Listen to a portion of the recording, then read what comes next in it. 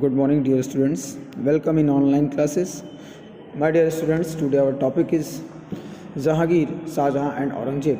According to the new syllabus of the ICSE norm, Jahangir and Shahjahan both are reduced in this year. Means after Akbar religious policy, Mansabdari system, we finally discuss about that Aurangzeb and what was the policies and Deccan comparison of the Aurangzeb. So in this chapter, it is also the last chapter of your history book. It is the last chapter of your history book and it is the last topic of the whole syllabus. So my dear students, in this chapter we all discuss about that Aurangzeb and Aurangzeb Deccan campaign and what was the causes behind the decline of the Mughal Empire. This is the three important topic in this chapter. But before that we discuss about that these all the topic, I would like to one time again introduce about that. Before this chapter we all discuss about that Akbar religious policy, Akbar's place in history and Deen-e-Ilahi. These all are already discussed before this chapter. Today in this chapter, means chapter number 10, Jahangir, Shahjahan and Aurangzeb में से केवल हमको औरंगजेब और औरंगजेब की policies के बारे में पढ़ना है। लेकिन फिर भी मैं आपको एक बार इंट्रोड्यूस करा देता हूं कि after the death of Akbar, prince Salim those known as Jahangir extended the throne. Means जहां अकबर के मरने के बाद, अकबर के डेथ होने के बाद उसका लड़का जिसका नाम था प्रिंस सलीम, वो गद्दी पर बैठा और प्रिंस सलीम का और बाद में उसकी टाइटल चेंज हो गई जहांगीर, जिसका मतलब होता है one who says the world, जहान के संसार को जीतने वाला। Okay, so after that the time period of the Jahangir from 1605 to 1627, finally Akbar, after the death of Akbar, prince Salim, those are known as the Jahangir, extended the throne. The time of the period of Jahangir known as the golden period of justice. Means Jahangir के time को हम Mughal empire में justice या न्याय का शासन या न्याय का काल कहते हैं, क्योंकि जहांगीर इस काम को करने के लिए कभी पीछे नहीं था। वो हर एक की बात को सुनता था और सभी को न्याय देता था। After the death of Jahangir also married with Nur Jahan, the widow of Persian noble Sher Afghan.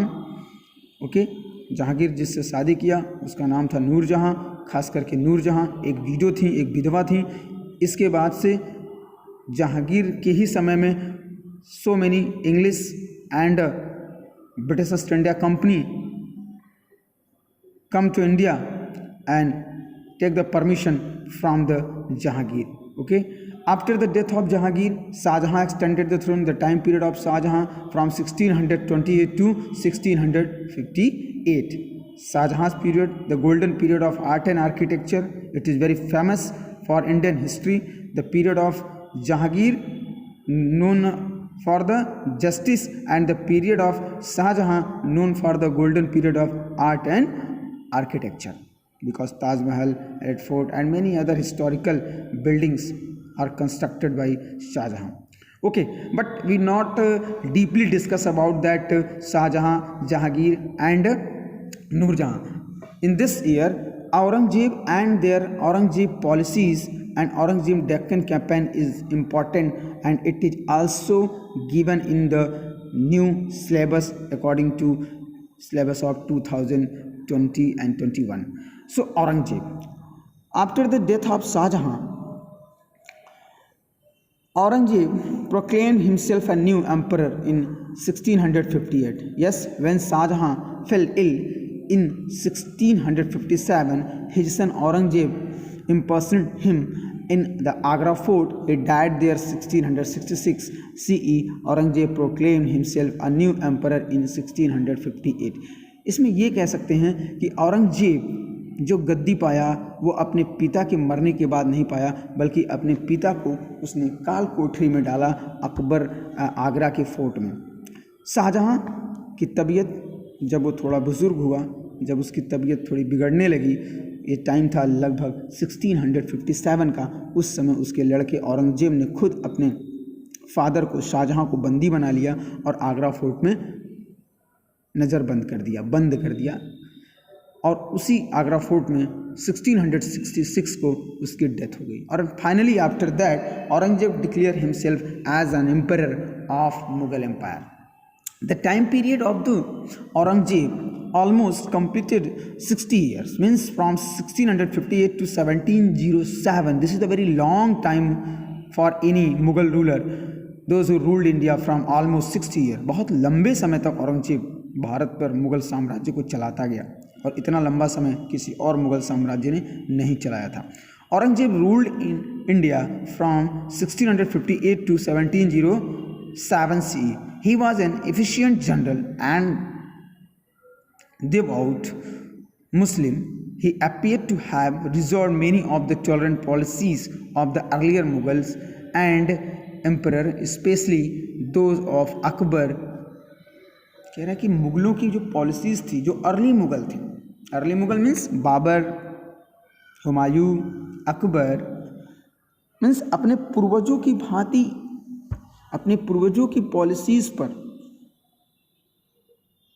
कुछ चीज़ों को औरंगजेब एक्सेप्ट किया, लेकिन बहुत सारी चीज़ों को औरंगजेब ने सीधे नकार दिया, बाइकआउट कर दिया। जिसका मतलब क्या हुआ, औरंगजेब मुसलमानों के लिए specially each and every post, he was orthodox Muslim, Sunni and Shia संप्रदाय में सुन्नी था, और वो टॉलरेंट पॉलिसीज़ जो उसके अर्लियर मुगल थे उस तरह का उसने नहीं बनाया, बल्कि कुछ नॉन मुस्लिम सब्जेक्ट और नॉन मुस्लिम पॉलिसीज़ बनाकर ये सभी के साथ इक्वलिटी का भाव नहीं रखा, बल्कि इसने भेदभाव किया। Means this aligned not just the non-Muslim subjects but different section of the Muslim as well and led to revolts in some parts of his empire.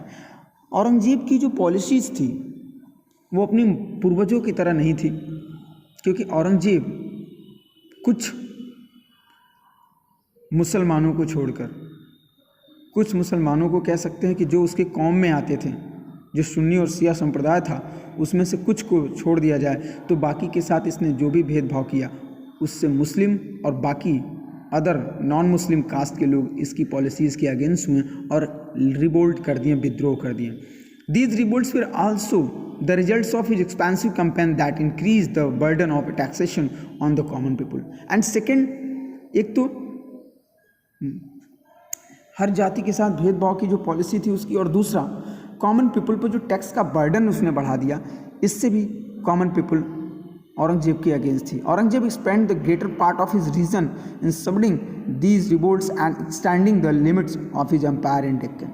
Aurangzeb काफ़ी लंबा समय तक अपने इन रिवोल्ट्स को, अपने अगेंस्ट होने वाले रिवोल्ट्स को दबाने के लिए काम करता गया, और इसी का नतीजा रहा कि वो डेक्कन इंडिया या डेक्कन पार्ट ऑफ इंडिया को अपना जीतने के लिए अपने एम्पायर को विस्तार एक्सटेंड करने की ठान लिया। राजपूतों के साथ अगर हम बात करें उसकी पॉलिसी की, तो then Aurangzeb and Rajput policy, initially Aurangzeb considered its useful to make alliances with the Rajput. Aurangzeb चाहता था कुछ हद तक कि राजपूतों से अलायंसेस करके, मित्रता करके समझौता कर लिया जाए। Raja Jaswant Singh of Mewar and Raja Raj Singh of Mewar were given high mansab, जो कि राजा राज सिंह और राजा जसवंत सिंह, इन दोनों लोगों को औरंगजेब ने अपने दरबार में अच्छे पोस्ट पर, अच्छे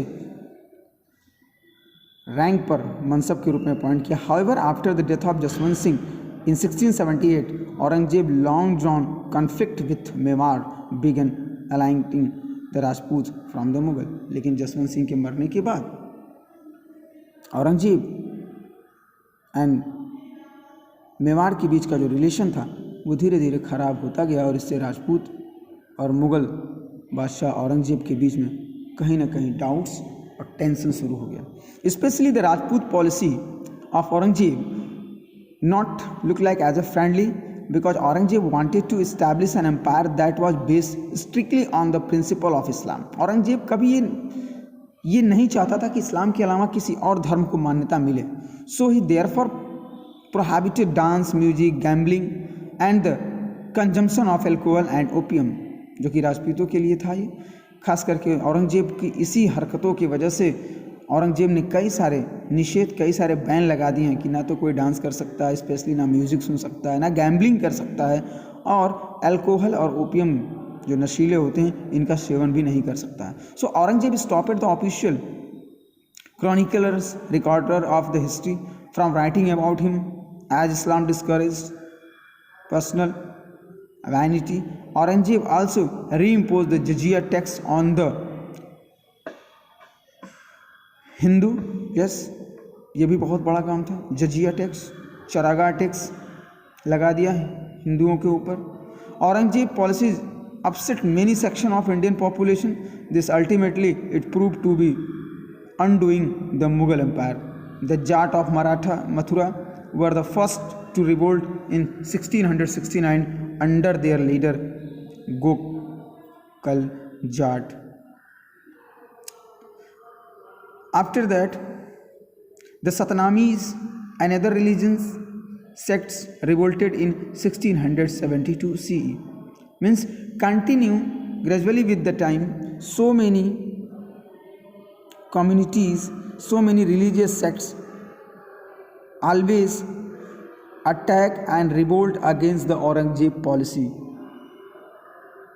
So finally, so many years Aurangzeb fight with the battle from different religious sects, and after that battle and conquest.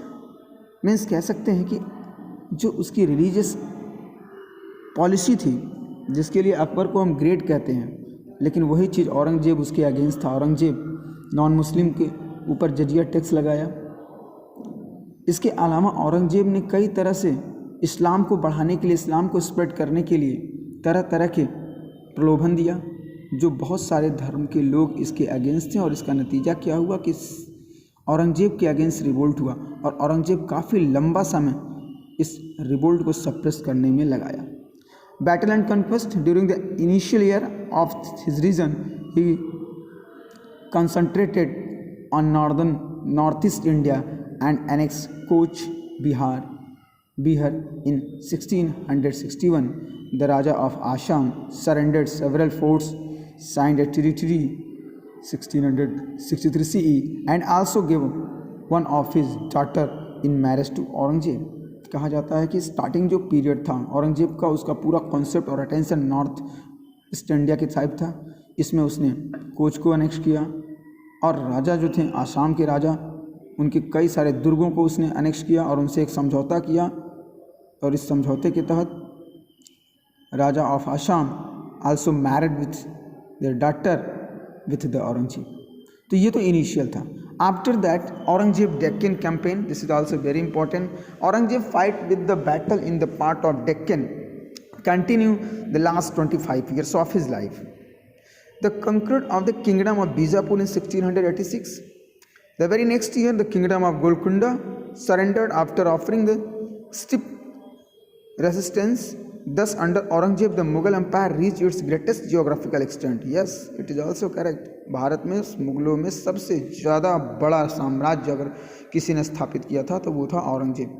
Deccan में किसी भी तरह का कोई और औरंगजेब के अलावा कोई भी मुग़ल रूलर डेक्कन में बीजापुर गोलकुंडा पर अधिकार नहीं किया था. लेकिन एक औरंगजेब इकलौता था जिसने डेक्कन कैंपेन के थ्रू गोलकुंडा और बीजापुर पर अधिकार किया. Aurangzeb, the Mughal Empire reached its greatest geographical extent at the Deccan campaign ruined him in the long run.